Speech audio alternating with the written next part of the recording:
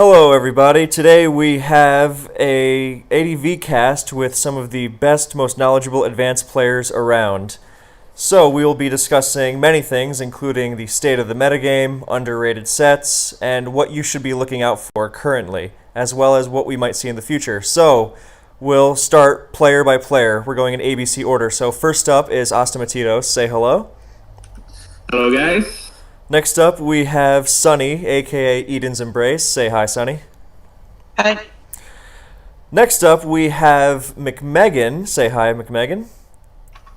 Hello, everyone. Then we have UD, or Ugly Duckling. Say hi. Hi, everyone. And finally, we have z0mOG. So, Zom, say hi. Greetings. Alright, so here we go. We're going to start with some general metagame discussion. SPL is a couple months behind us now, so we want to look at the latest trends on where our standards are. They do shift a little bit every year. So there are a lot of things we could tackle here. Metagross sets, Skarmory sets, and whatnot. But I think I want to start with the fact that spikes with Gengar and spikes in general, with Skarmory at least, is down in usage. So take the floor, gentlemen. Not everybody at once. Okay. I will lead the charge. But yeah, it's been on a downtrend for a while. And I think the main culprit of this is the rise of spinners, especially Claydol, which is the best at getting that one spin-off. So in the past, even if you trap Skarmory with Magneton early game, it wasn't too hard to keep the spikes up. And now that Claydol exists and is metagame more than ever before, it's really punishing those Skarmory builds in particular. I feel like there's a desire for control now more than ever. Pursuit Tar, all-time high right now? Every team has a Pursuit Tar, every team has a spinner. And I don't think that was how it was before. Looking back on old tournament replays from SPLA and things like Gengar, they're just too overprepared for it. I mean, but it's more just a preparedness versus how good it actually is thing.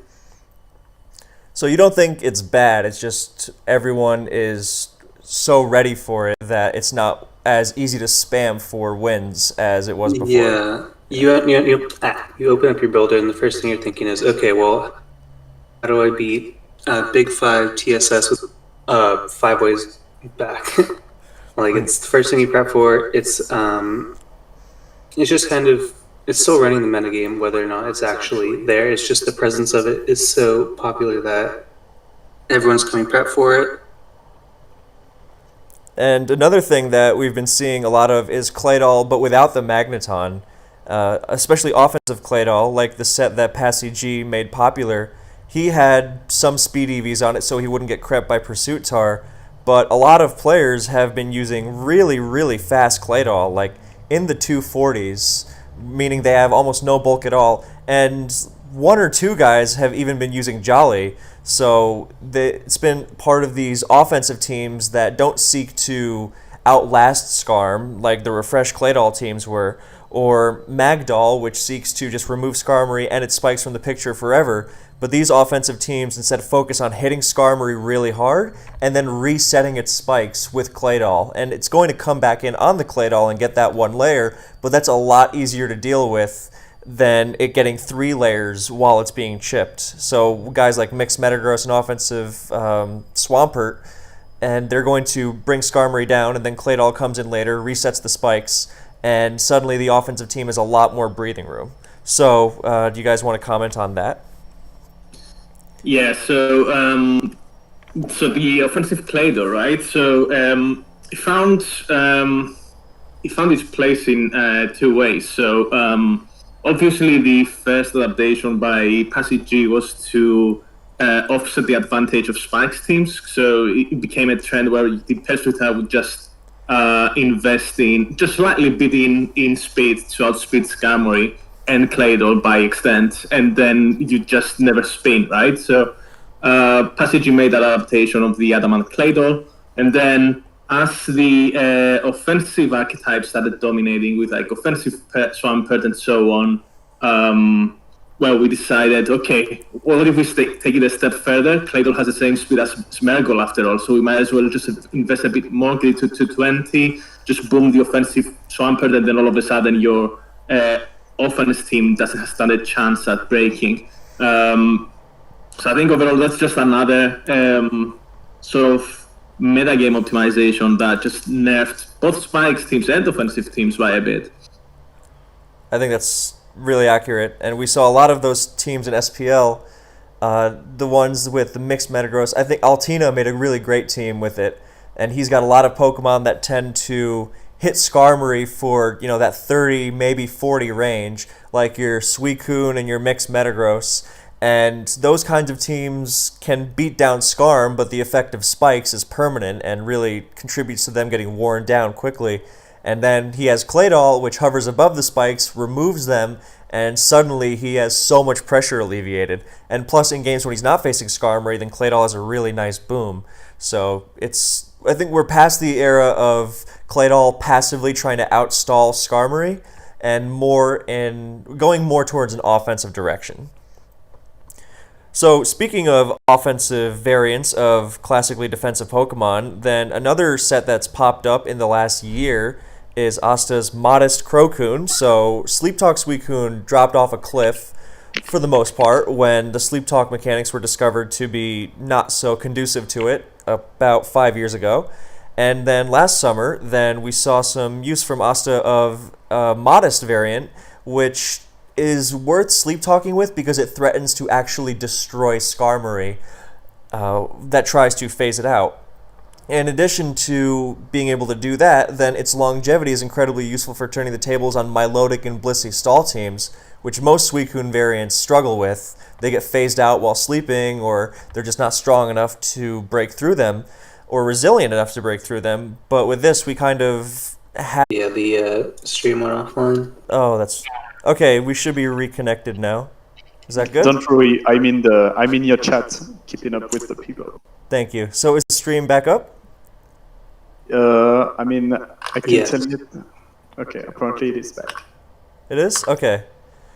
Cool. So, Modest Crocoon does a lot of things, and it like offensive Claydol, it really goes in that direction of not just Skarmory, but the really fat stall teams with Milotic and Blissey that we've been seeing a lot of. So I wanted to see what you guys thought about that.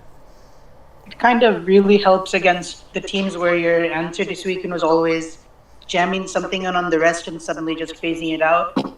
So it suddenly makes it a threat in its rest cycle, which it wasn't before.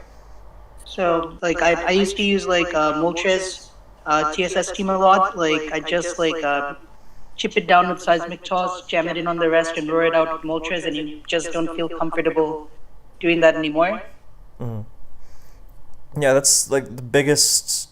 A lot of secondary phasers that these teams pack to handle resting Suicune, because Skarmory can always get magged, tends to be Moltres, like you said, and also Tyranitar, and they, of course, get absolutely murked by a Surf. So...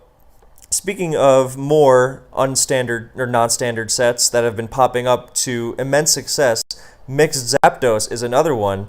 So Zapdos is already tough enough to counter when your Blissey and Celebi do pretty well against it, but we've seen lots of Drill Peck flying around, and even HP fighting with Spikes down, which destroys Tyranitar and really puts the pressure on Blissey. So I wanted to see what you guys thought about that, especially the fact that it manages to make Jolteon really, really reliable. I've always... Okay, first. Yeah. So I've always felt for a while that I feel like Jolteon is way worse than before, because a lot of those teams are overly dependent on spikes to the point where if you spin them off, they just feel very flimsy and kind of useless. So Mixed Zapdos being a good partner kind of helps. Cutting out, Sonny. Oh boy, Sonny's gone. All right, someone take over. What I was going to say is I actually see a lot of Charmin coming in, but more than that, I actually think Roar is really good right now, especially with, what was I going to say? Pursuit Tar being so good, you're able to trap spin blockers, keep them up, and then just with Roar on things like Zapdos, of course, but even Moltres and Jolteon, it just feels really effective. It's like one of the few ways to deal with Blissey. Even if you can't always just, hit it for 40% from an HP fighting, 2 Roars and it can't come in again until it sacks something off. Roar Zapdos is really nasty. It's kind I've of always picking thought up that where... Drill Peck was nice as just a filler on any old Zapdos set, because if you just max your speed, then you're already at such a good speed tier, and an uninvested Drill Peck Oko's the Heracross and Breloom, and it still does more damage against Celebi than a max special attack Thunderbolt would, so it's worthwhile to just stick it on a filler move for any Zapdos set. It's also nice for the Venusaur that's popping up. So, since we're talking about Breloom and Venusaur, this is as good a place as any to transition into Breloom, who's kind of a hot topic these days because some players seem to think it's worthy of OU, and I kind of agree, but I think it's a little early on. But there's no denying that it's a force in OU now. It's no longer a gimmicky BL. It's a real serious threat to be taken, and you have to be incredibly careful. Some players value it so highly that they think sleep as a whole should be banned. So before we get into that, let's just talk about the rise of Breloom. What does it do? How has it led some people to declare that Heracross is obsolete when Breloom exists? I vehemently disagree with that notion of Heracross versus Breloom, because I think they fit quite different roles on that. So obviously, Breloom's the kind of like one-trick pony breaker kind of set enabling offense, whereas Heracross it can fit more than just one. It can fit more than just one shoe. It can be a sweeper. It can be a breaker. It can be a Vestalker if you wanted to. If you want to be desperate and use that bulk up set. But regardless, I think the interesting thing about Breloom is that it's just a hard punish on those TSS teams that everyone seems so prepared for these days. Yeah. First thing off, BKC, just a little side note. Apparently, there is some echo whenever one of us is. So if you can look at it from your side. Yeah, sorry, I'll try to fix that. And to go back on topic, I feel like Breloom is another phase of metagame adaptation against the Spikes team that were quite popular before. Like, to round it up with everything that has been... I think like offense in particular has evolved into like it has found its nice balance to attack effectively the defensive cores that were popular before. So one example of it is like Breloom, because before doing any damage, it sleeps off something, which like punish the defensive leaning team and open the way for the teammates beside Breloom itself. Then we have the rise of mixed sweeper like Zapdos, which just threaten everything off the bat on those teams. And you also have the rise of stuff like Charizard, which is like Moltres but with a coverage move for Blissey. So like I feel like offense just evolved into it has found a nice consistent way to punish those Spikes team more than ever before. That's accurate, and we see just how threatening Breloom is even when it faces something like a Celebi, its hardest counter, because Spore is so nasty that something else has to take the sleep before Celebi even comes in. As natural cure Pokemon don't do anything to actually thwart its ability to Spore. If you send Celebi in on a Spore, then you just get hammered by focus punches, and you might be taking more damage than if you had tried to sack something else to sleep. And of course, the problem is that Breloom can try to hit your sleep sack on the switch. Like, a lot of people try to sack Magneton against Breloom teams because it doesn't tend to do that much against them. And if you just get hit on the switch, then it still has its sleep for later, and you not only are down a Pokemon, but are down a sleep fodder, so it's really doing a ton of damage, and it's becoming incredibly popular. We're even seeing combinations like Mach Punch into Pursuit Tar, because Dugtrio has to Aerial Ace to revenge kill it, so then you get the damage on it to put it into Pursuit range from T-Tar, and then Bob's your uncle. You are able to benefit from Dugtrio being removed with something else like a Super Rachi. So I think Super Rachi is really underrated, but we're going to get to that. So, Never mind. yeah. I was playing on Markov the other day, and he shows up with the Sleep Talk Salamans with a choice band. I'm like, dude, why would you use that? He's like, because all you do is use Breloom, and there's no other way to beat it. I thought that was so funny.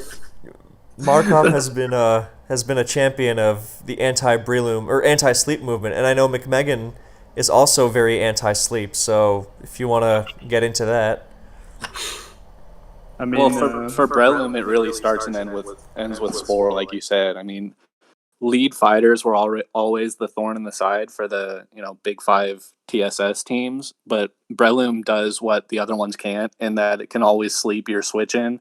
So the old counterplay was just kind of some fancy switching until you got your Gengar or Starmie in on an unresisted move, but that's not as nearly as reliable when if Breloom reads your switch and it clicks Spore, then you're just in a worse situation than you were before. yeah, I mean, I am of the people that think sleep is broken and unhealthy in general in singles. I think it's like too strong and too risk free of an option, because you pretty much incapacitate something for the rest of the battle, and you cannot rely on it anymore. I know, like, there is some value you can get out of a Pokemon that is sleeping, but it's so much worse than, I mean, obviously it's sleeping, so you cannot really do anything with it.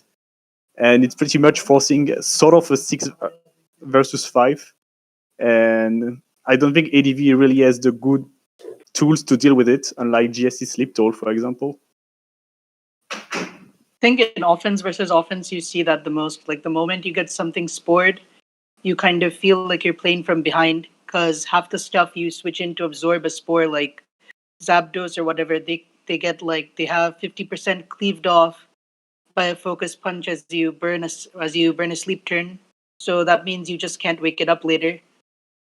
So it's not even that easy to wake it up anymore. You're playing you're playing with one down all game. the difference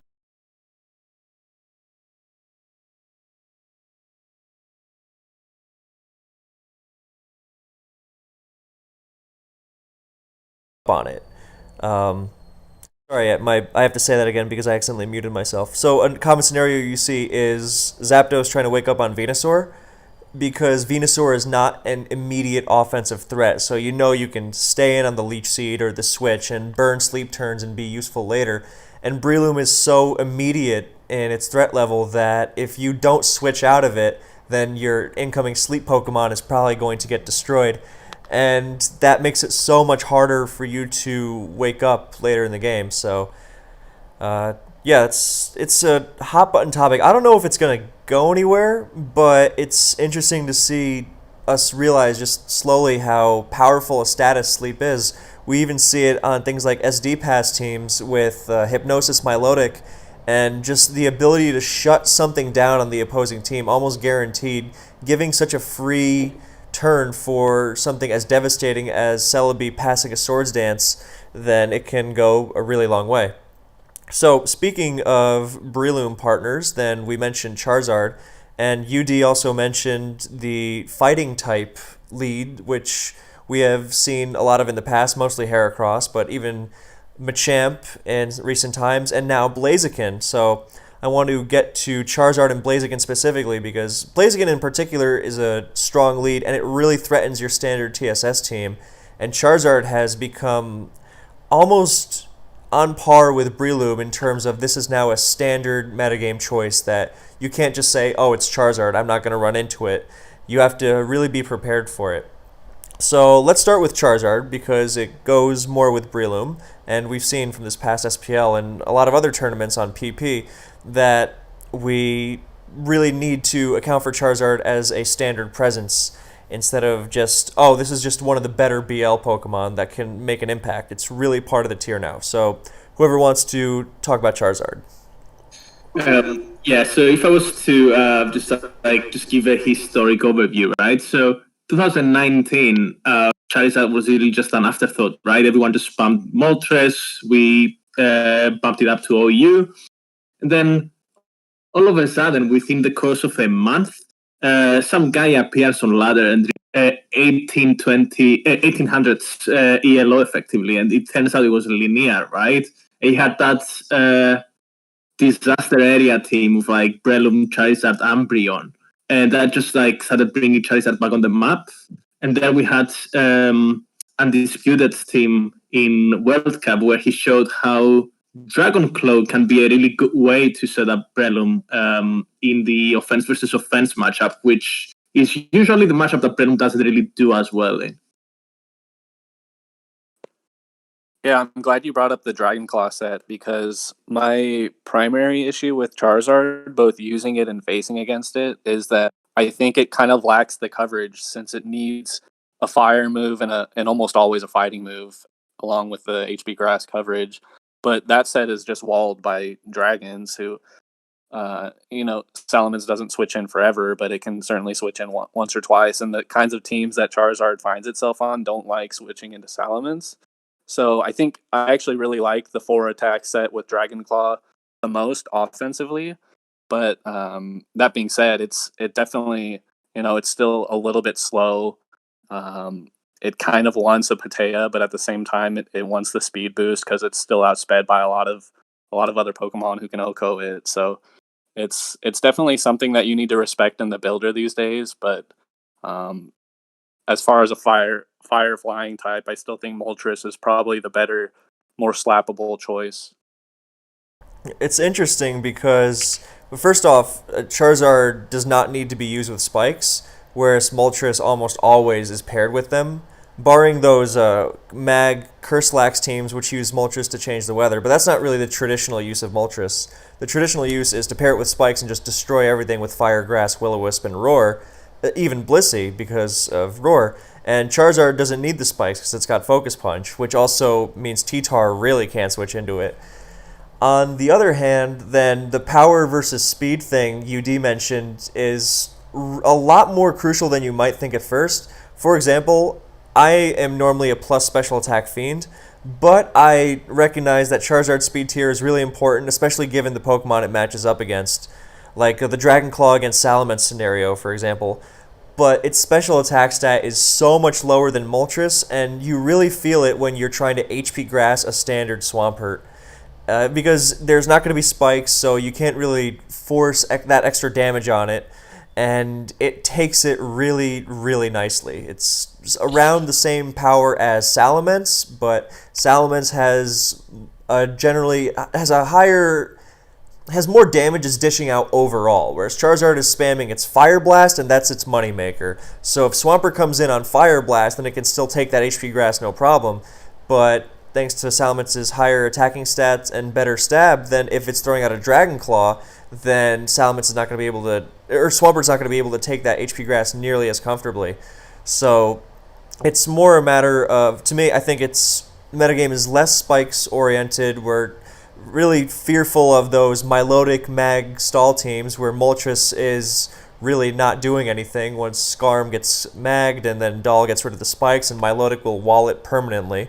So you kind of shift away from that whole Skarm spikes approach to support your Moltres and just go with Charizard, who's more standalone and automatic. And that goes along with, again, the theme of everyone's really trying their best to neuter Skarmory and friends as much as possible. And it's working, but it does have trade-offs. And I'm a big fan of plus special attack Charizard. And the last thing I want to say before we move on to Blaziken is that another thing that Charizard runs now, thanks to Linear, and then the Undisputed team that made it more popular to the masses. With Dragon Claw over Focus Punch, then by removing Salamence as a check, then that makes it even harder to deal with, of course. And that is a new revelation because previously we saw Sub-Punch Charizard, and that made it more of a matchup Pokemon in that, all right, I'm really going to mess up this TSS team. I'm going to sub on any protects from Swampert or Skarmory, and my Focus Punch is going to land on Blissey safely and Tyranitar safely, and I'm going to Fire Blast and HP Grass everything. But if there's a Salamence, I'm kind of out of luck. So you up the prediction factor a little bit with Naked Focus Punch, but you get huge rewards because Dragon Clawing Charizard or Salamence is a big deal, and of course Flygon and the occasional Kingdra. So moving on to another fire starter, Blaziken. We always used to say, yeah, Blaziken, it's dangerous, but Dugtrio and frail and not that fast. But we've seen recently that Blaziken is a threat. And what it does, in a nutshell, before I let you guys take over about the details, is Charizard has Focus Punch for Blissey and Tyranitar, but it can't use them automatically. It's very prediction reliant. It's got to use it on the switch. Whereas Blaziken not only doesn't have to use Focus Punch, but it's got a huge attack stat with Fighting Stab that immediately chases out T-Tar and Blissey, which lets you threaten that Fire Grass coverage on more Pokemon. So, without further ado, then, Blaziken. What does it do? Why is it working?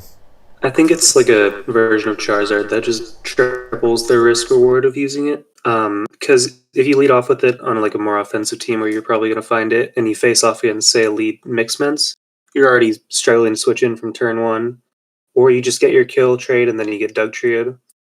But the payoff for it when you don't face that lead Salamence second on Dugtrio is you just win against TSS. Like, they don't have any way to resist Fire Grass fighting.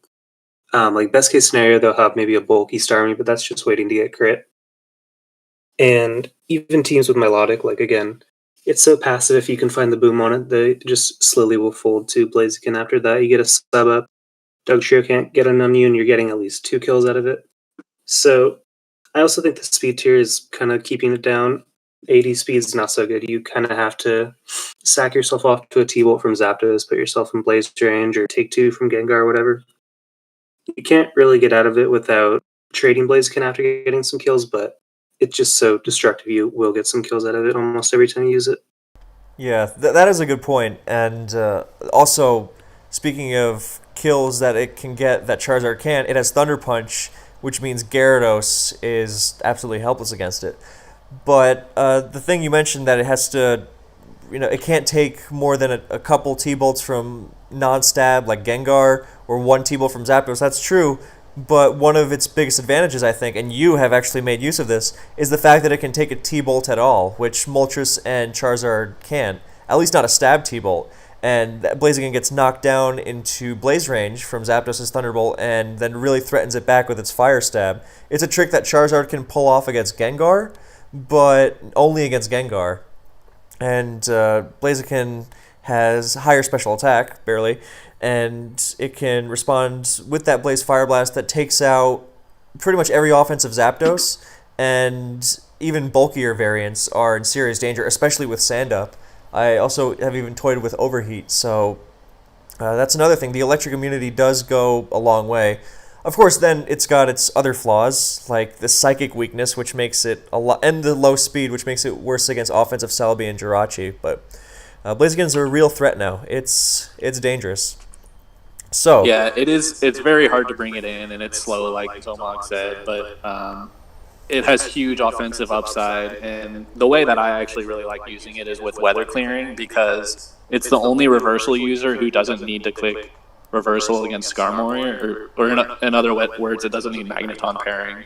So I like to weather clear with it, and then put a Salac Berry on it, because it has enough speed to outspeed everything at +1, and the combination of fire plus reversal is pretty much nearly uncontested if you get it down to 1 HP. But that being said, you can't really do plus attack on that set, so it's pick and choose, and it's not going to sweep a game for you like the way say like Heracross might, but it does have massive offensive potential.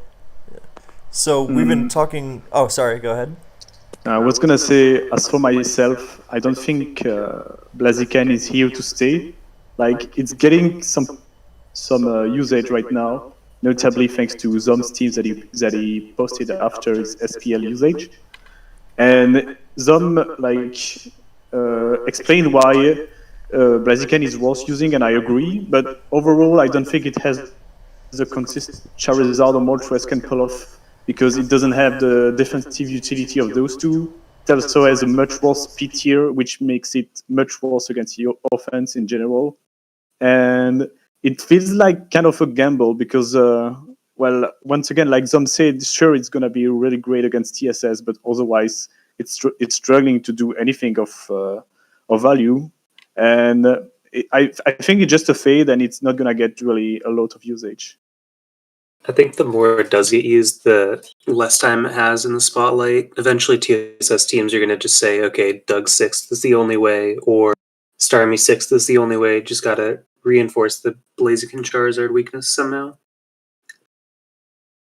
It's also worth noting that a lot of these Pokemon really, really complicate the Aerodactyl matchup. Like, almost everything we've mentioned so far is just one-shotted by Aero. So most of these offensive teams get really vulnerable to late-game Aero and Starmie as well. But so you need to really shore up the weakness to both of those mons when you're using Blaziken, Charizard, Breloom, etc. I'm really glad you mentioned that, because another development we had in SPL was that Arrow came back in a big way and reminded everyone that it's a serious threat. For those who don't know, then last year it had an 11% win rate in SPL, and it was being dismissed as not very good. I'm not huge on win rate as a statistic. I think there's way too much going into it to really make it an accurate way of judging a Pokemon's viability. But this time around, then we saw that Aerodactyl rips things apart. And in addition to all these TSS breakers that are frail and just absolutely destroyed by it, then we see the go-to combination on these offensive teams is offensive Swampert and offensive Metagross. These Pokemon rely on their natural bulk to pivot around physical attacks, and their typing, of course, with their great resistances. And it works. It generally does. But it does leave them more vulnerable to the offensive counterattack from guys like Aerodactyl and CB and DD Ments, or even DD Tar if you're not careful, which is why I like Salamence along those guys so much, to provide Intimidate and an Earthquake resistance. But we've been seeing Arrow come back and really threaten them, because in order for Swampert and Metagross to threaten the common TSS teams, again, keeping up with the theme of really putting pressure on Skarmory every which way, then they give up their ability to have that bulk that they need to stave off Aerodactyl. I've never seen, put it this way, before this year, I barely ever saw a Metagross with 0 bulk, and now I feel like I see more Metagross without bulk than with. I entirely agree with what you just said. I think this is the evolution of Spike's team in general, though. That's the adaptation that they needed, because Spike's team in general, like, they need a few turns to lay down the game plan, right? Mm-hmm. And otherwise they're a bit behind. And a good way to catch up on those offensive teams that have been getting more and more popular, like, you know, those Zapdos offense that start with Zapdos baton passing to the Mix Sweeper. And a good way to beat them is just to out-offense them. And Aerodactyl is like the best thing at that, due to their sheer power and sheer speed.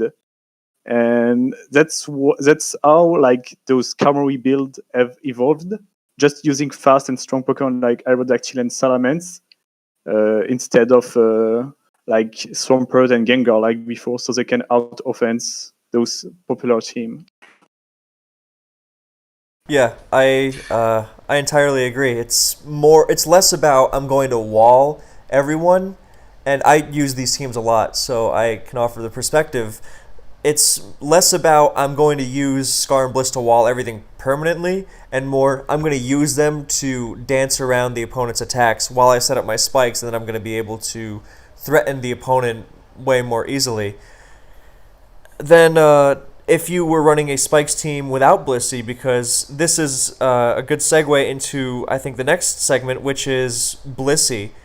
It's never been rated higher by more players. And prior to this season, then everyone's like, oh yeah, Blissey, it's a blob, it's a wall. And then this season, then after the more aggressive teams shown with it, then we're slowly starting to realize, wow, Blissey, we knew before, this is not some entirely new revelation, but we're starting to have greater appreciation for the amount of offensive pressure that Blissey exerts on the opponent. and just how viable its defense is. Because when you're running an offensive spikes team, you're not thinking, oh, I need to use Blissey. You want to run offensive things, right? But when you use that Celebi or your Jolteon or whatever, then you're going to be struggling against these dangerous special sweepers, these Super Rachis and Zapdoses and Starmies especially. ZF recently called Starmie the ultimate gatekeeper to team building, and I don't know if I'd put it that high, but it's pretty high. So to have that instant free switch with Blissey is incredibly useful, not to mention its really cool support move pool. I am a huge fan of Wish, but Asta used Sing a few years ago, and I think it's really, really dangerous because, again, sleep is devastating. It has a million turns to get it off, so it can bypass that 55% accuracy. So, Blissey, better than ever. Tell us why. I think just... Oh, you go first. All right. So, Blissey has always been the between top 2 and top 5 pretty much every year. It's just a mainstay. Most games revolve around how do you get rid of Blissey so you can win. And I think it comes down to just really good stats and just probably the best move pool out of all the OUs. So he has pretty much access to 3 status moves. He has access to just setup moves. He can even snatch, which is something I've been toying around lately. And I think all around it's pretty much you can fit it at pretty much any role you want except of like physical sweeping. So when you compare Blissey and ADV to other tiers, GSC, DPP, you just see how much offensive presence it really comes with in this tier. Like the amount of options you get with it are it probably has like 11 viable moves, something like that. So while it is supposed to just be a passive Fatmon, you can literally slap it on a hyper offense and no one would bat an eye. It's just that splashable at this point in time. Counter's super good. T-Wave Seismic Toss is still fine. Wish kind of pushes those Pursuit Tar teams over the edge just because you can keep resetting your Pursuit Tar or your Dugshare or whatever. I think it's just so insane, man. Like, Blissey's fucking broken.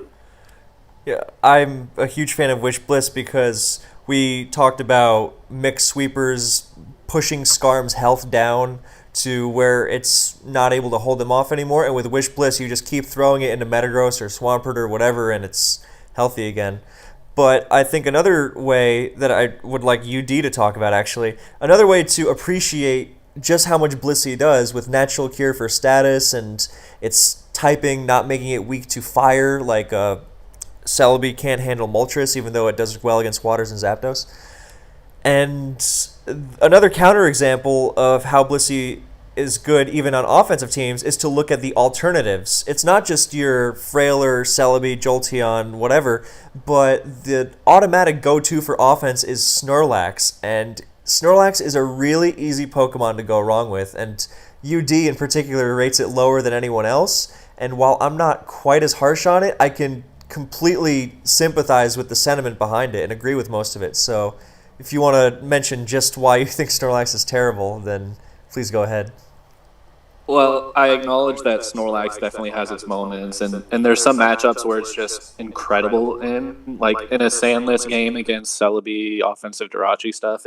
If you can keep it out of range of Dugtrio, then you can easily take two Mons down with it, if not 3. But in the TSS matchup, it's just if you get it in on the wrong, or if you click the wrong move against the Gengar or Tyranitar switch in, then you literally get burned. Shadow Ball Gengar for 30%, and then probably explode into Tyranitar for 20%. So it's just, it has really, really low downside in my opinion, with probably equivalently high upside, but it's just the prediction games and the move pool problems too, or rather the 4 move slots syndrome, because you can't do all of being good against Skarmory, Jirachi, Metagross, and Tyranitar because you only get 2 coverage moves, assuming you're always using Boom and normal Stab for the other 2 slots. So it has a whole host of problems in my opinion, but I'm a hater, so. I want to mention before Vapicuno does in the chat that Snorlax doesn't need normal Stab, and I know he likes to run like Curse, Earthquake, Shadow Ball, Explosion stuff, or Focus Punch and whatnot. But another example of why Snorlax isn't so great in that offensive slot, and why Blissey is because Snorlax struggles to switch into Zapdos in Sand, and then again, you're not necessarily going to get by that Metagross or Tyranitar or whatever, and then late game, you are really afraid of that Starmie that's just going to devastate you. So it's really hard for these offensive teams to keep up with these powerful special sweepers. And with Blissey, suddenly the entire game is turned around.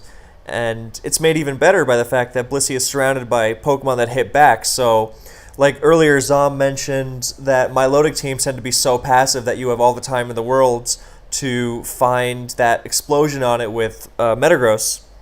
And I agree. But with Blissey, you have the flexibility and are able to afford a much more offensive team to offset any passivity that your team might be plagued by.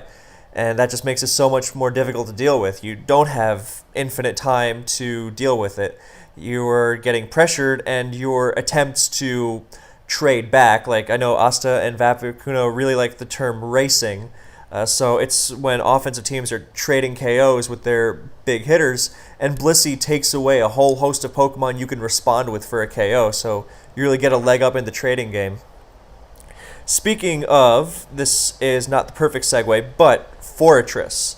It got kind of a revamp in SPL, and before that Linear, I believe on his Charizard team, correct me if I'm wrong, but he was using Forretress to great effect, spiking on Zapdos, which nothing else short of Smeargle can do, and really just making use of Boom. It was weird. For a while, people really liked Forretress, and I was the only one who said that it was terrible. And then everyone was like, oh wow, Forretress is terrible. And then Linear played around with it and he was like, no, never mind, Forretress is great. Now, I'm more forgiving of it, but I would rather hear from the people who actually use it. So, Forretress, it's been used again, it's been succeeding, why? First to jump in, I'd say this comes from the whole fact of everyone over preparing for the standard Skarmory TSS.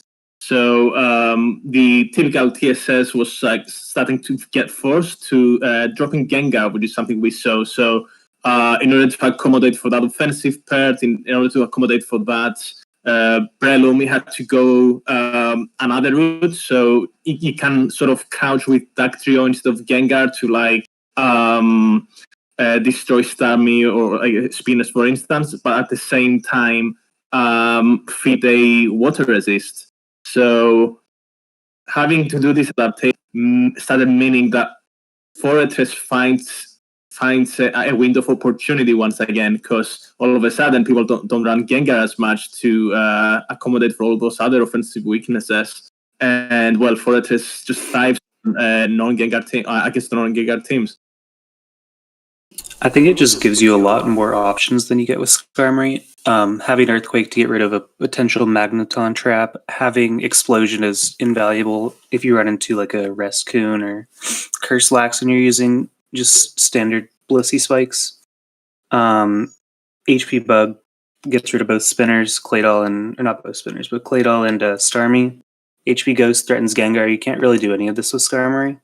So all these options you get with it just kind of give it a leg up, even if it doesn't have some of the merits Skarmory itself actually has. Yeah, forward clicking EQ on a Magneton switch against the Curselax team, and then staying healthy enough later on to boom against Snorlax is one of the best feelings in ADV for sure.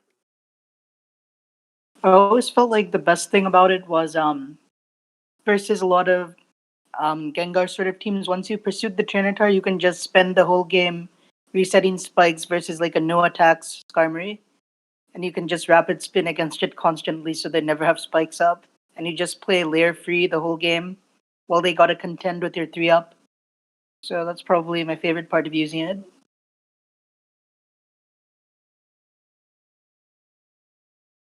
I recognize that Forretress has some really, really big upsides. What I want to ask you guys is, how do you reconcile yourselves with the moveset problem? Because you're always running spin and spikes, and then you want Earthquake, you want a hidden power, you want Explosion, you especially want HP Bug, or else you don't even get a leg up on Claydol, or at least HP Ghost. and you want Explosion, and you want Earthquake, and without all those moves, then you're losing on something. Because without Earthquake, or let's say Counter, then you are going to be helpless against Magneton. Without Hidden Power, you're not doing anything to Claydol, or other stuff like even Starmie, which has been experiencing some resurgence again because of spikes, or HP Ghost to hit Gengar. And then you want Explosion because Fortress has some really nice typing that means it's only weak to fire moves, and you want it to blow up on that Zapdos or that Snorlax or that offensive Swampert. So how do you decide which move you're fitting and where?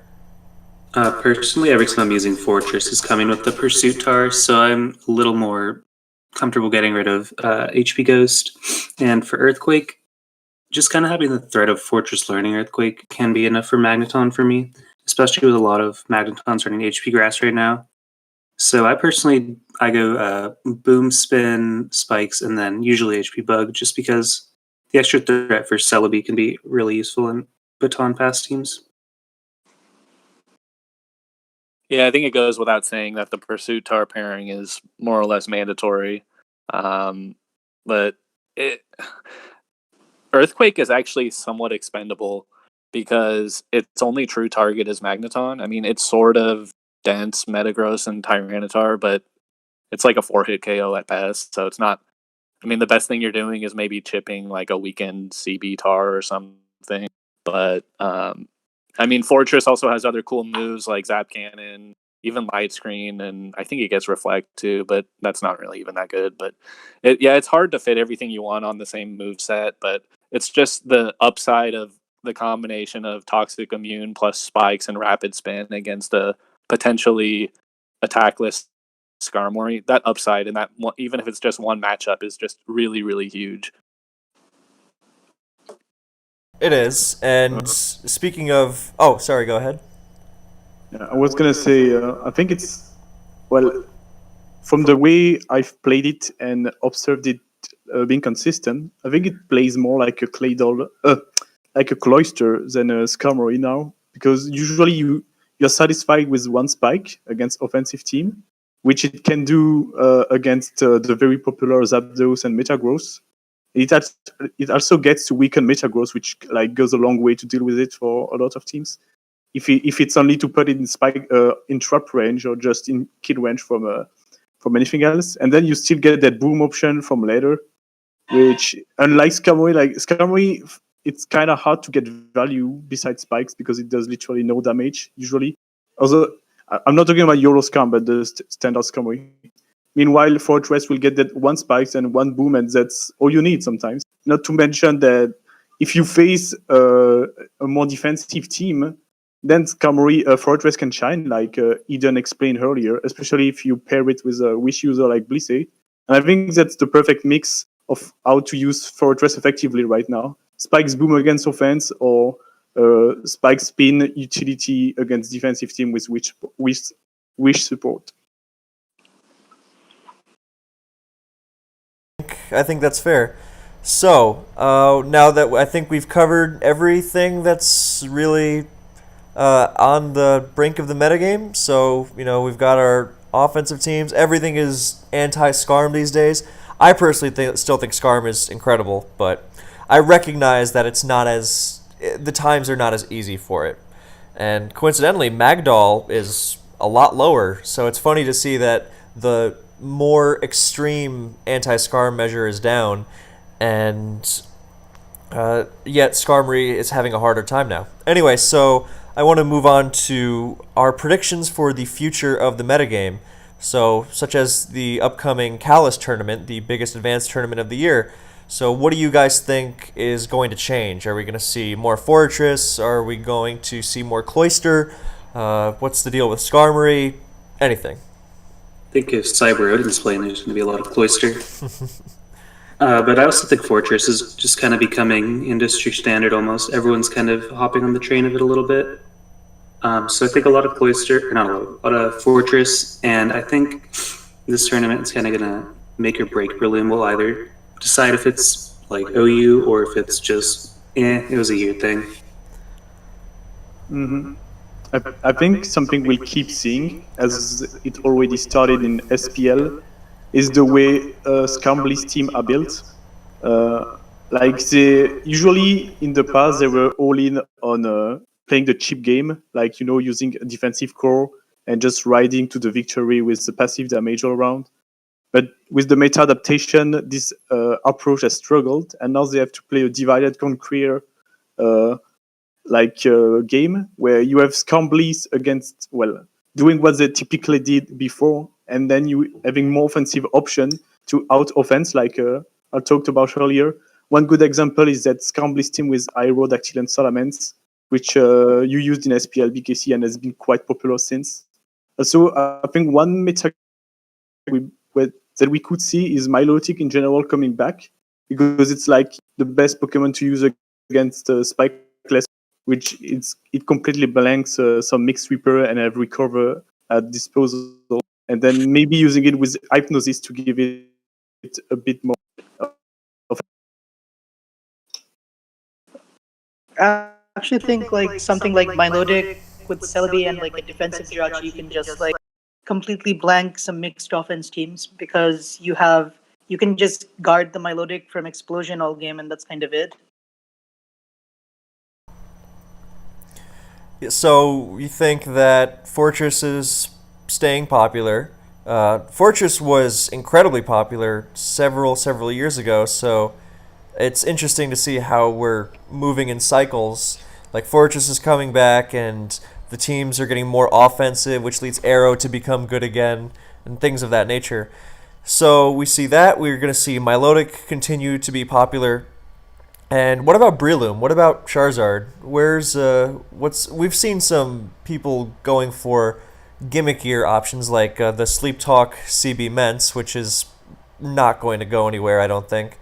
But people have been tossing up some strange ideas on how to deal with Breloom because it can feel really oppressive. So is Breloom here to stay, or are we going to see more Lumberries to deal with it and make it worse? What's the deal?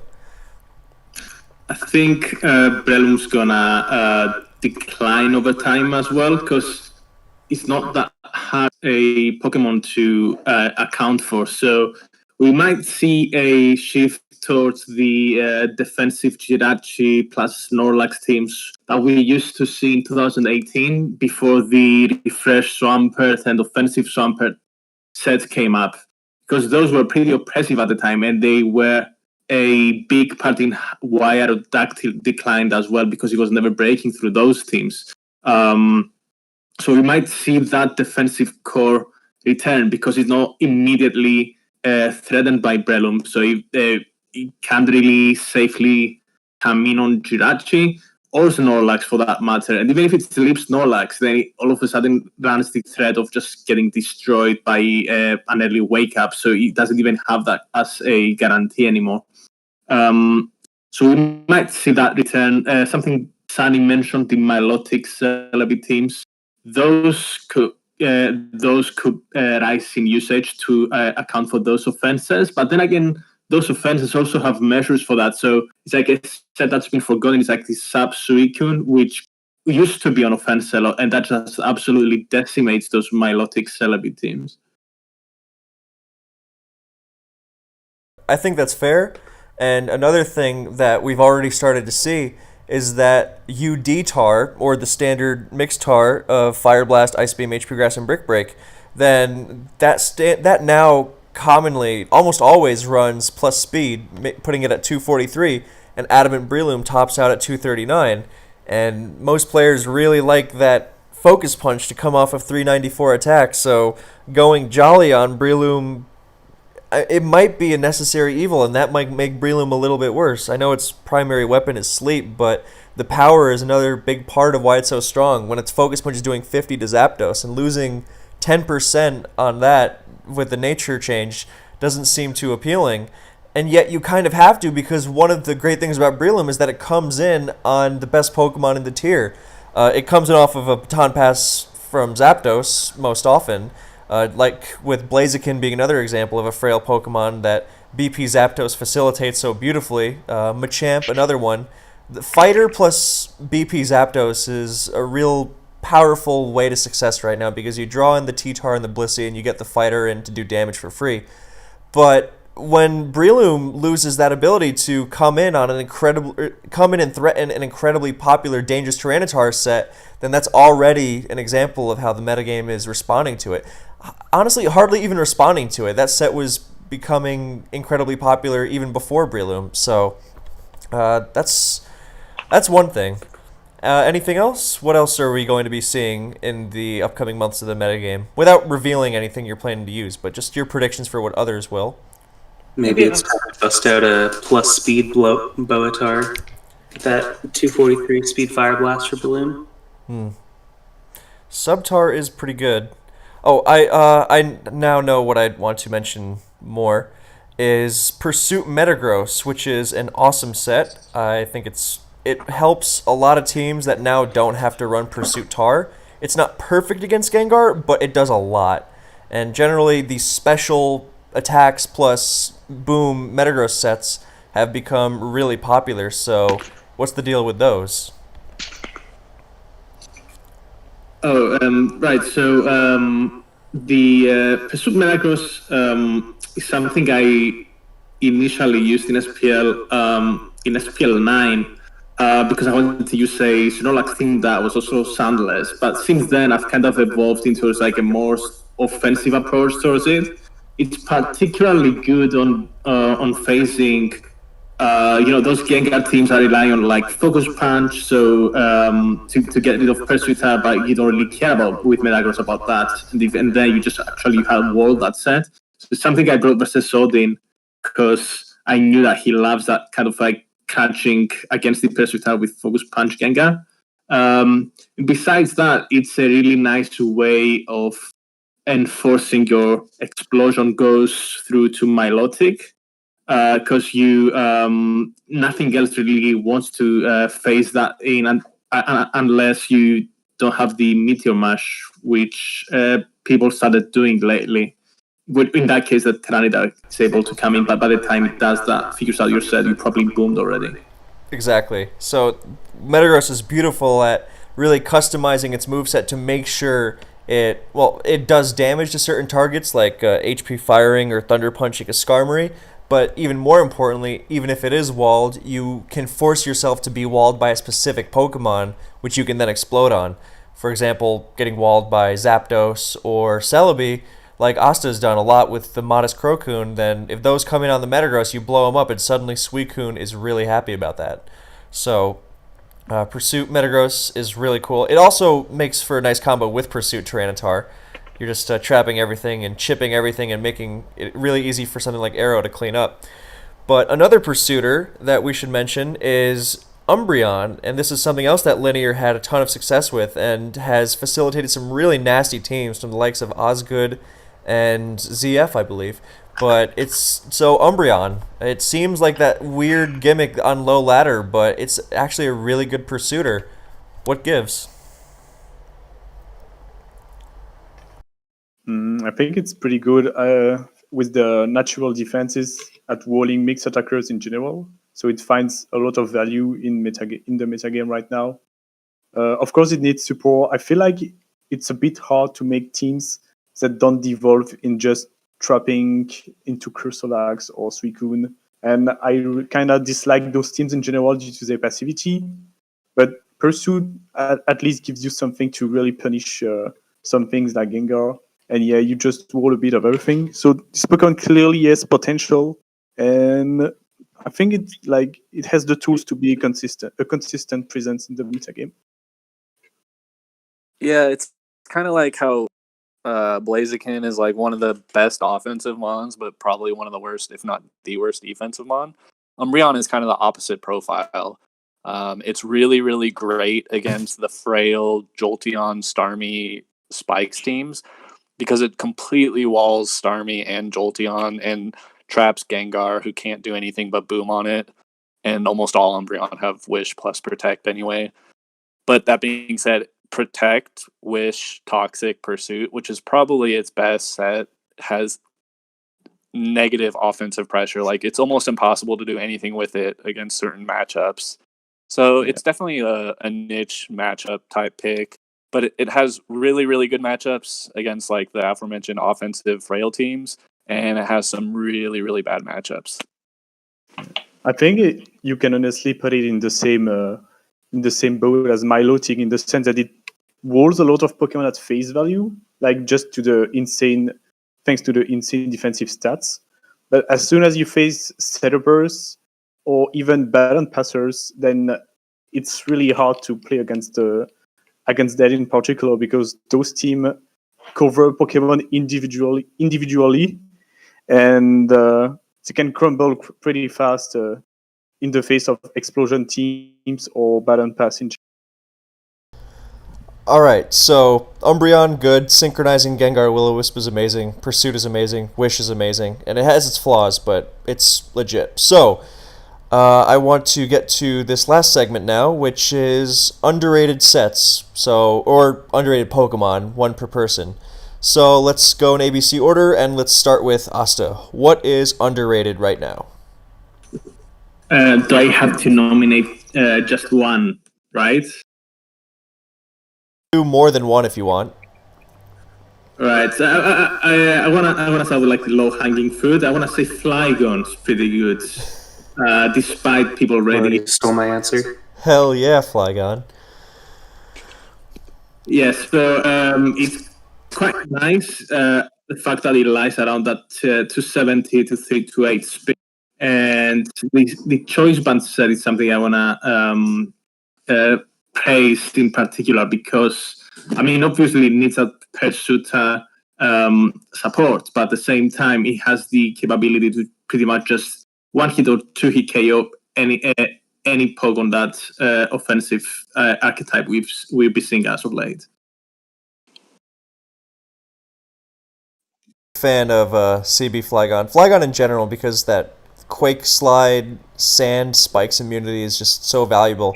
And earlier we mentioned that Swampert and Metagross and their offensive variations are anchoring offensive teams right now, and they cannot switch into Flygon's Earthquake at all. And when their most common Earthquake sponge is Zapdos, that is just entry for Flygon, then it can get really ugly really fast. I think since Flygon got wrote off for such a long time, that just kind of allowed it to come back, since nobody really is hard prepping for that 3-attack subset, which is kind of really destructive against all teams.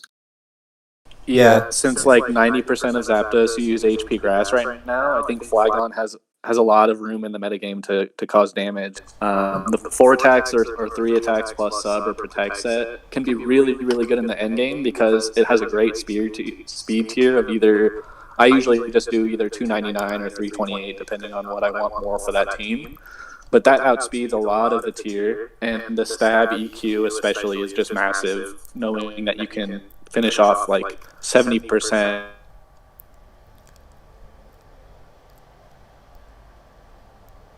Shit, did I? And you have to hit Hydro against Tyranitar, which is a huge benefit for that's a good pen in Flygon's cap to be able to clean certain end games with just clicking EQ. UD, you cut out for a sec. Were you saying that Flygon's 100% accurate Earthquake makes it more reliable at cleaning than something like Starmie that has to rely on Hydro Pump? Yeah, exactly. Yeah. And just the base power of it, and being able to do so much damage against Metagross and Tyranitar.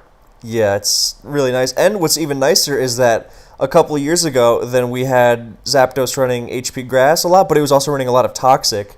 But nowadays, the Thunderwave Baton Pass combination is so automatic that it doesn't even have to worry about getting Toxic anymore. So, Flygon, Asta, you want to mention anything else?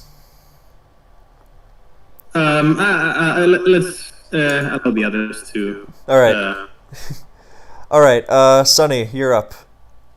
I like Vaporeon. Like, I love how in offense matchups you just cleave 50% off of like a Zapdos coming in, or you make like you do like 33, 34 versus a Snorlax coming in under sand, or versus bulkier teams you just subpass to something like CB meta and like cleave through something important. It's great.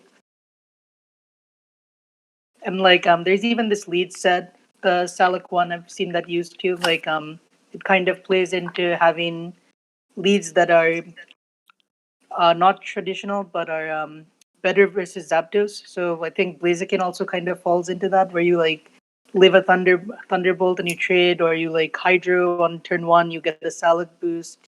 You double Hydro, or you Hydro and Baton Pass again to something like CV Metagross to like kind of cleave through the rock resists, which is probably pretty helpful for Aerodactyl or whatever you want. I actually built a team with that a few days back, like Subsalad Vaporeon lead, Endeavor Purd, CB Gross, Haircross, Aerodactyl, something like that. So I think that's my one. That's my pick. Vaporeon is really nasty. I think defensive sets are a little underappreciated because Wish support is just incredible. But the offensive sets are money. I'm a big fan of those. The sub passing to a big threat because it has those 101 subs, so you force in Blissey, because Blissey's got to be that Pokemon to come in to take its strong water stab, and it's really strong. It makes Starmie Hydro Pump look like nothing. So Right, it's an and the offensive threat. Last major thing about it is how it actually one-hits Tyranitar. Yeah. That's just huge. Yeah, even max HP just drops, so you're Yeah. really, Spadef Scarm isn't shrugging it off. It's an offensive threat, and it facilitates its teammates really nicely. And the Salix set just makes for these furiously paced teams that turns what's supposed to be its worst lead matchup, Zapdos, on its head. So, big fan of Vaporeon. I have to give props to whomever came up with that set. I think it was either Vap or Asta, one of the two, but that's a really, really cool set in the lead position. Yeah, it's really, really nasty. So, next up we have McMeghan. McMeghan, what's your underrated set / Pokemon? I was going to mention Vaporeon because I've used it quite a bit recently and I'm a fan. As for underrated set, well, if we can call it underrated at this point, but I think Baton Pass Celebi of all kind is pretty great. It really gives you such a big advantage against defensive builds. And while it can be a bit hard to pull off against offensive, sometimes Celebi is so bulky naturally, and just one Baton Pass is all you need to clean house. So I think that's a set that needs to be used more, especially since a lot of teams are built to take into to face Pokemon individually, but not in tandem. So like Baton Pass just wrecks some teams like that. As for underrated Pokemon, I'm gonna be that guy, but I think Ninjask is pretty strong. It's a bit like it needs always the same support, pretty much Magneton and the right Pokemon to abuse, aka Metagross, Gyarados, and the like. But it's so polarizing that just one turn wins you the game, and you don't even need to pass Sword Dance to win. Just passing speed gives you such an advantage for the rest of the game, and it needs to be, and it can exploit some free turn like no other Pokemon in the tier.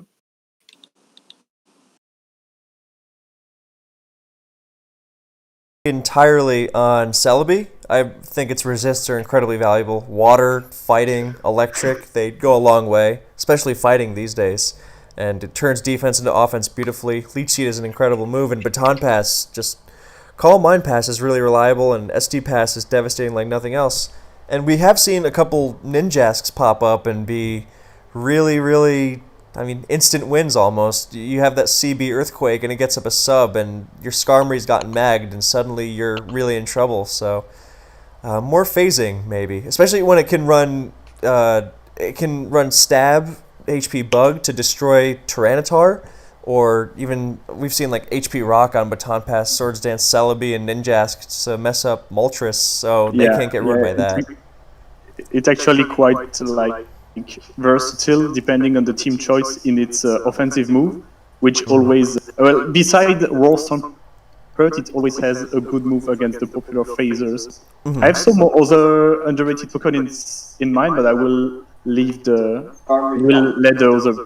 other players talk first. All right, next up we have UD. Who's your underrated pick? I'm going to nominate Steelix. I think the combination of resists and just absolutely enormous base defense and certainly respectable special bulk. You have to avoid fire attacks and water attacks. I think it's an amazing Pokemon game in and game out. It comes in on the best special attacker in the tier all game long, which is something nothing else does outside of Blissey. It has good support moves, Roar, Protect, Hawk. Well, those aren't really unique or anything, but it has Explosion, which is great. It's like 3-hit KO'd by Arrow EQ, I think, so that probably makes it the single best Arrow counter in the tier. It's just, I think it's really, really great. It requires spin and usually Magneton, but not always. But that doesn't really prevent other things from also being good. The fact that they need supporting mons. So I'm going to say Steelix. I think Steelix is also the only steel not getting trapped by a Magneton in any capacity. Yeah, good point. Yeah, it takes HP Fire really nicely. And we've seen more HP Grass Magneton in recent times, although I don't know how long that's going to last if this Fortress thing keeps popping up. Alright, so Steelix, I agree, it is a pain. I had a buddy of mine PM me the other day asking if Steelix was a thing because he just got completely blanked by it in combination with Gyarados. Alright, so, Zom, who's your underrated pick? I was also going to talk about SD Pass Celebi, but instead I will mention its best recipient right now, Marowak. It kind of just comes in on basically anyone hit with the exception of Hydro Pumps or Surfs, but the few mons that are going to be threatening Marowak with that can't really stand up to Celebi, like Swampert, Starmie. And with one SD up from a Baton Pass or from the Marowak setting itself, it's just over. Or you get an Agility Pass from Zapdos. Really, nothing besides Starmie takes a +2 hit. So I think, yeah, as a recipient of Baton Pass, Marowak is just insane. I was also going to mention one a little more of a deep cut was Alakazam. I think it can kind of fit on those Calm Mind spam teams if you run one of those bulky Adam and Spadef Dugs. You really just have to get Blissey down. There's not a lot in the way of stopping a Calm Mind Alakazam going crazy with the Psychic, Fire, HP Grass coverage. I like Alakazam a lot, and I agree that's really devastating, but what do you really find yourself using Calm Mind for? Because I find that Ice Punch is better so it has more stuff it can OHKO, mainly Salamence, as well as a harder hit on Zapdos. Usually I would say just bridging the damage gap on something like a weakened Metagross, weakened T-Tar, because oftentimes it'll fall like just a little bit short of picking up the kill on one of those things. Fair enough. And do you think Marowak without BP is any good? Because I know some people have used just naked Marowak on offense before. Of Marowak off BP, I haven't tried it out myself. Probably like a dry pass with Marowak sounds pretty decent. Like a Leech Seed not Leech Seed but just a Leech Seed Baton Pass Celebi could maybe do some work with it since you can already Baton Pass out on Skarmory and get it with Magneton, or just get hits off on something that's not Swampert, since that's really the hardest thing you're switching into with Marowak. I can get behind that. Alright, so I'll go myself, and then we will take questions from the audience. So my underrated pick is Jumpluff, and this is not my idea. UD was messing around with it before I was. But after I tried it myself, then I have to say, this is not a gimmick. I mean, it's not easy to get in, but once it's in, it's one of the stupidest Pokemon you could possibly face, especially with an offense team. You might be familiar with Venusaur and how annoying it can be with Sleep Powder and Leech, especially at the beginning of a game. And Venusaur is a great Pokemon, but Jumpluff's speed just elevates it to another level because it has so much opportunity to just hide behind those subs. And I think you got to use spikes with it. I would have a really hard time. What do you consider best right now on Jumpluff? Sorry? What is the moveset you're using on it? Sub, Sleep, Leech Seed, and Encore. You could probably run... I think Stockings ran HP Flying because it beat Heracross, and I guess that wouldn't be too bad because you actually destroy Breloom that way. But I think Encore is just an incredible move. You come in on a Suicune Calm Mind, and it's boned. You do the same for stuff like... Curslax, Calm Mind Jirachi, and it gives you a lot of flexibility even once Sleep Claws is activated. And you pretty much just hide behind that sub and you leech everything. You have your spikes down, so it's hard to switch around. Especially because those Superman spikes teams that hover above spikes themselves are not very popular right now. So, you're going to just Leech Seed everything in sight. I wouldn't try to solo healthy teams with it, but late game, once you get it in and God willing, you hit your sleep powder, it is just relentless. So it sounds like one of those really gimmicky Pokemon, but I've tried it, and it's incredible as long as you can hit your moves, which is a big if, admittedly, because it's often, its accuracy is the only thing standing between it and dying. But the upside is just absolutely enormous, and it tortures offensive teams. All right, so that's everything. So we're going to... I was going to ask if I can sell one more Pokemon before we delve in the... Yeah, go ahead. So I'll say now, start giving us your questions, because the stream is a little bit ahead of the chat. So give us your questions, and now McMeghan will sell one Pokemon. Yeah, so something I've used recently for the first time in forever, but has surprised me with consistency is Registeel, because you know how earlier we were talking about how Snorlax shouldn't be your only special defense answer in offense because it usually takes damage early and then it has to boom, otherwise it's done nothing. But Registeel is like a secondary special role for those offense that doesn't take sand damage, as a useful set of resistance, and actually has Curse Boom to, unlike Steelix, to boost its attack. It can really force nice trade against Waters and Celebi, for example. And it's pretty good, actually. I would advise people to try it. What were the two coverage moves you used on it? Like EQ, HP, Steel? I've used EQ and HP Rock, so I actually can treat some Zapdos out. Yeah, I kind of like the way that you used it with Curse Boom as a secondary special check on that team that you recently used against Linear. Yeah, it worked quite well. Registeel is pretty annoying. There's some really irritating stall teams out there with it. So, okay, so we have some questions from the viewers now. So, whoever wants to jump in, jump in. The first question is, which offensive core do you think is most effective today, and which offensive core do you predict being the most effective with the changes discussed? That second part is kind of loaded and might take us a while, so we're going to stick with the first one. What's the most effective offensive core today? If I was to say, it had to be the Zapdos Celebi type of core that McMeghan mentioned, just because it's so flexible and at the same time it's not as crippled by just that offense versus offense with very matchup. Yeah, I think Zapdos Celebi Doug is pretty devastating to every team. Mm-hmm. Yeah, Zap Celebi can use either of the trappers or both of the trappers or neither of the trappers, and it's really flexible and really dangerous. I think that's a pretty safe bet, just because they're such great Pokemon on their own. Another offensive core that's really nice is not just the offensive Swampert and offensive Metagross combination, but I really, really like Salamence alongside them, because it not only provides the Earthquake buffer against things like Flygon or even Arrow and other Ments, but it has Intimidate, so it gives you more options to pivot around those Pokemon.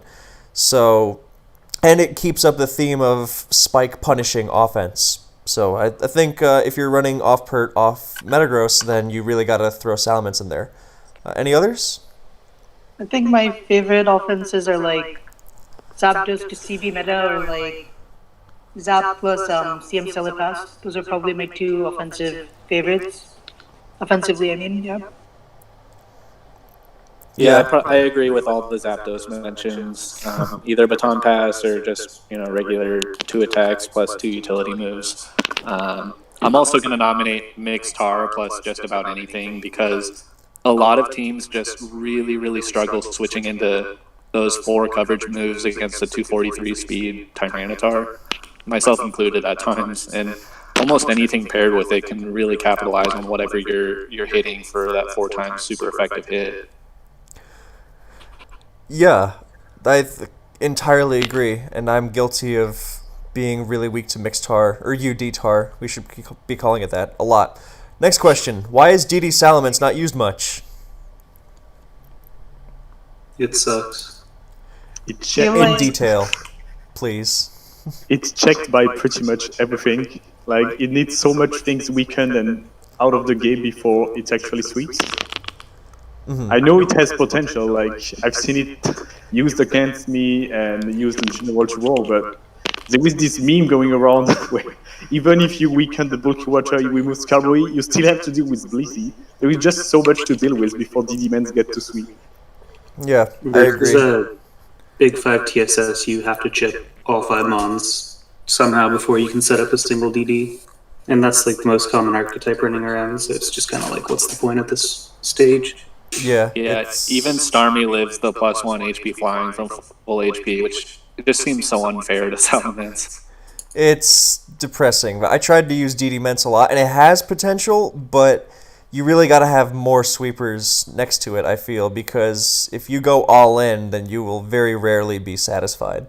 Because, on the standard Big 5 TSS team, then if the last is Starmie, then literally every single Pokemon is an obstacle somehow, and it's just, why bother? You would rather use it to break a hole in something than... And I mean, I know there are sets like DD Brick Break, which destroy Blissey and make sure T-Tar is not living Earthquake if max HP, but that requires more support because now you're not hitting Metagross, so... yeah, next question. What about slacking? We saw slacking in SPL and it was dangerous. Zom, do you want to take this? Because you were on the other side. Markup busted out a lead slacking versus me, and it's just really destructive. I tried it out on my own sometime after. It is kind of just a guessing game Pokemon. I don't really like using those. Like, if you go for Focus Punch on a lead Zapdos and you biff, that's 2 turns down. Or if you just get a frustration into Metagross, that's another, again, 2 turns down, you're always forced out. So, high risk, high reward, again, similar to, I guess, Blaziken in that sense. Like, it's like a normal breaker, but you're just kind of amplifying what you get out of it and what you put into it. Yeah, it's not really a serious Pokemon, unfortunately, but it's fun, so at least there's that. So, next question. Thoughts on the viability of Weezing? I think it's actually a very reliable boom on fat walls. I like Weezing. I know UD has used it a lot. So, UD, if you want to mention Weezing, because you really brought it into the forefront of the metagame 2 years ago. Yeah, there was a period of time when it certainly was a little bit less viable than it used to be, like a year and a half to 2 years ago when Refresh Spam started to become really popular. But that being said, it still has a nice speed tier, and it lures Milotic, Celebi, and Blissey better than anything, and it can explode on all 3. So it's kind of like the perfect offensive profile for whatever else you're trying to break. Usually mixed sweepers, because the 3 mons that it lures are the best mixed walls in the tier, outside of like Porygon 2, I guess. So, I mean, the combination of Wild Boom, Fire Move, plus whatever you want, is still really, really devastating. Like, nothing like switching into Will-O-Wisp. So, good defensive profile, too. It lives almost every physical hit, even boosted from full HP. So, definitely a good mon. Kind of hard to fit sometimes, because you're like, where do I put this? But you just sort of have to slap it on an offensive team and then build around it and see how it works. But it's a good mon for sure. Tremendous move pool. Maybe a bit late on the question part, but who do you think was the most influential player on Advance overall? This is a big question because Advance is really old. So, I don't know. I mean, we have several of the most influential Advance players in this call, but I would probably defer to the guys who were around when Advance was the main generation and the biggest advancements were being made. So Asta and UD and McMeghan, for those of you who remember the Net Battle era, from what I remember talking to old guys like G80 and Loki, then Veteran in Love was up there. Who else? Guys like Husk and IPL as well. But who would you place as the most influential? Vil is the first name that comes to mind for me. Yeah, Vil seems like a pretty safe answer. He really defined so much of the tier. So I wasn't playing on Smogon at the time, so I can't really give you an answer here. All right. I was just staying in my French community, so... Asta? The French ghetto. Yes, I want to say at the time it was like Husk, Vil, Bia, Goofball. Those guys were defining the game at the moment with like these Superman-esque teams at the time. But I think that was an entirely different game to what we play now, mainly because of the different mechanics. So I think it's probably best to split most influential into eras and just as much as I hate like the modern era terminology, I think it applies to ADV because, since 2014, the game's practically entirely different now. I agree. So it's a tough question to answer, and you probably get different answers depending on who you ask and the time period and whatnot. So for the modern era, then guys like Asta and Linear and McMeghan and UD are shape so much of the sets and the teams we see today. So take your pick from there. Somebody Don't be asked you. modest, that list includes you two. Of course, yeah. All right, well, I just wanted to get you guys to say it. Anyway, somebody asks you to make the best team you can out of only the 12 Pokemon on the screen, which I have now sent to the Discord call. How do you do it? This is hard because you're missing a lot of important Pokemon. There's no T-Tar, no Magneton, no Dugtrio. Skarm, Fori, Guard, played all Blitzcam. No, you can't use Skarm and Fori without Dugtrio. Skarm, Blissey, maybe. No, this is simple. You use Breloom and Charizard because they work well together. Then you need your rock counter, so one of Claydol or Steelix. Let's go with Claydol because spin is nice. Can you Jolly Doll with this, maybe? Yeah. Skarm, Bliss, Claydol, Breloom, Charizard, filler, Zapdos because it's amazing. Something like that. But you're missing some crucial Pokemon here. All right, next question. We're probably going to try to call it soon, so sorry if your question, we don't get to it. Cowboy Dan asks, thoughts on the increase of the usage of Salac Berry? This is not just referring to... I love it. Well, I love it. Yeah, it's really good. This is not just referring to the old set of Salac Heracross, like the Sub Swords Dance Rock Slide set, and the Salac Vaporeon we saw mentioned earlier, but I know before UD has run mixed Tards with Salac Berry, and I think Linear has taken a cue from that as well. And instead of the Lumberry, which is standard, then you run Salac, so when you get knocked down to low HP, suddenly you're a lot harder to revenge. And Asta's been using a Salac Heracross with Focus Punch, which means it's not like the Sub Swords Dance Rock Slide set, which needs Magneton, but you just punch your way through everything with your powerful stabs. And also he came up with Salac Metagross with Endure, which is disgusting, as alongside Magneton. And finally, then there's, of course, Endeavor Swampert, which is everywhere. So there's lots of Salac, which means lots of offense. So what's the deal there? I mean, if you allow me to talk like a little bit about this, because Sure. I've been a big user in the past already. I was exploring Salac on various Pokemons, and I think it's when you build an offense, you don't always need leftovers or Lumberry. Lumberry is, especially in a offensive metagame, Salac can turn the tides around so many matchups. It's kind of like a choice card from later generation. It gives you an option to revenge kill some Pokemon, or give you that extra turn of 2 out of something after it's done its initial job. So for example, with the Salac Berry can do slightly more after it's trapped a Steel.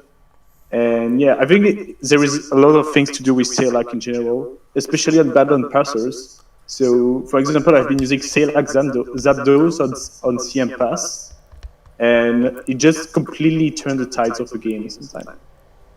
I agree entirely. It's very cool. All right, so we've been going for a while, so I think we should have 2 more questions, and then I think we can call it. One of those questions is actually perfect because it is thoughts on the 4th move on Endeavor Swampert. Now, the standard used to be Ice Beam, but we've seen Asta use stuff like Roar, and then other people like Dice and Jira, I think, use Swagger. And yeah, so what's the best 4th move? Roar even without spikes, I should mention, just to get the advantage on recover spammers like Milotic and Celebi and Starmie and Blissey, which try to just PP stall Swampert's 8 Endeavors, so you force in something else and force them to guess, am I going to eat a Torrent Hydro Pump, or am I going to get my recover spammer Endeavored to 1 HP on the switch? I think with all absolute opinions in Pokemon, I don't think there's any real right one, but I think it just always comes down to preference. So I think Atlas was the first one to use this Swagger and Devil Swampert I mean, it has its upsides overall. So when I first came up with the roll and evil perks, it was mostly because Scammers never ran an attack. So you could always just get your sub behind that, and that's just another extra poke you can set up on. And obviously, though, it beats my logic and Blissey and Celebi, provided you get the prediction right. So it's not as odd dependent as the Swagger. I mean, there's always I think these Ice Beams generally the most splashable one because it just fits. It can sort of catch the sort of potential to go through the recoverers by the Ice Beam freeze, obviously, but at the same time it covers more matchups. And then you also have like the fringe options like Toxic, which sort of does what Swagger's trying to do in some way. Mm-hmm. So I'm partial to Ice Beam, but Roar is great as well. Yeah. I'm personally an Ice Beam guy because whenever I can't Oko Salamence, I just kind of die inside. But then again, when I get walled by Milotic, then I also kind of die inside, so it's tough.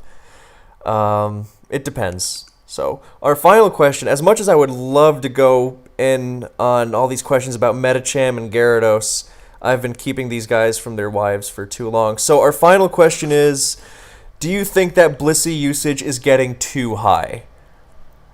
So, I'll start before I let you guys go. And the quick answer is maybe, but at the same time, part of the reason Blissey's so good is that it's so hard to safely take advantage of. It's not like Milotic where it's forced to recover upon instantly taking an attack. Like if you switch into immense HP grass, you're obligated to immediately recover or you're in danger next time. Whereas Blissey can take 5 Zapdos Thunderbolts before it even has to think about recovering. That's an exaggeration, but that means it's always pressuring you. So at the same time, yeah, you get baton passed out of by Zapdos and a fighting type comes in, and maybe that's a little exploitable. But at the same time, I'm not sure. So what do you guys think? I think it's good that Blissey usage keeps going up and up because that's how the metagame is going to get pushed forward is people looking to answer that. Like the people who are going to be still using Blissey once all the new metagame texts are found are going to be the ones falling behind. It's kind of just how every meta kind of advances, pretty much. Yeah, it's also worth considering that Blissey isn't always. It doesn't need to be the de facto special wall on your team. You can use other stuff that kind of does roll compression, like Steelix. What I mentioned earlier can be your Zapdos switch, but it's also your Aerodactyl check and Metagross switch in, stuff like that. So you can kind of play around with different combinations of mons, and obviously the biggest problem anytime you replace Blissey for something else is that you're automatically weak to Starmie, but just everything has its pros and cons, so weigh everything and come up with the best decision for your team. I don't think it's like unhealthy personally. If anything, I think it's really good for all the reasons that we mentioned earlier in the call, but it has just the right tools to not be too much. Like it's set back by its natural speed. It doesn't have a high damage output. For example, I know this isn't the ideal solution, of course, but you can slap rest on everything and suddenly your Pokemon beats Blissey. So it gives an focus punch on pretty much anything can also pressure Blissey. So if anything, it gives viability to Pokemons that can exploit it. For example, Charizard is being used because it's a fire type that abuse Blissey. Same reason for fighters in general or Blaziken. And there are lots of ways to exploit Blissey, and it gives ADV this sense of using a bit of everything you want and make it work. Yeah, I can agree with that. And you even see things like Blissey is the one true Zapdos counter, and even then you run into an HP fighting set with spikes down and suddenly you're sweating, even if you're running bold Blissey. So, alright, so I think that's gonna be it unless someone has asked a seriously good question in the last couple seconds. So, thank you so much for watching, guys. does everyone want to give their final words? Look out for Jinx or whatever if you're playing HClat. How about Callistor predictions? Sure, but make it quick. One name for Callistor. Oh, if it's one name, then it's linear. Mm-hmm. I don't have a name to propose because I really wanna win it. I'm gonna so I'm not gonna name anyone else but myself. But I'm really looking forward to the competition, considering the hype around it, and like everyone is. I'm not about money in Pokemon, but the donations already show It's like how already at much. $1,000. Yeah, it's crazy. It just shows the excitement that people have for this tournament. So I'm looking forward everyone trying out the spec for this one. I think my dark horse pick is going to be Kratos Mana. That guy just shows up to a meta, innovates it, kills it, and walks away. He's probably going to do the same with ADV. All right, so that aside, any final words? All right, so thank you guys so much for joining me. Thank you, everyone, for tuning in. And if you have any questions, then leave them in the comments, and I will get to you as soon as I can.